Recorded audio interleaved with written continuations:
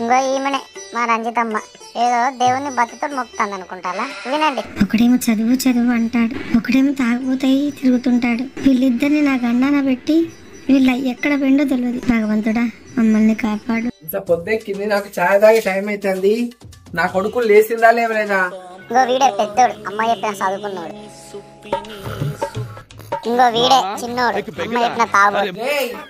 చిన్నడా లేరా?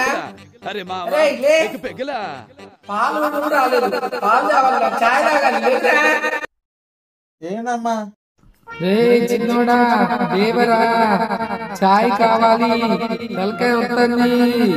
సత్తమ్మ మొక్కలో ఛాయ్ లేకపోతే సరే తెత్తది. నువ్వు రోజైతే మందు తాగుతలేవా? నువ్వు తాగుతే ఎలా ఉంటావు, నేను అలాగే ఉంటానా? ఇంతసేపు అయింది పోయి, ఇంకా రావట్లేదు.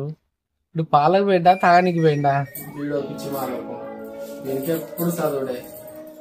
వాడేమో పాలకాయలు మెండు, నా తల బద్దలైపోతుంది.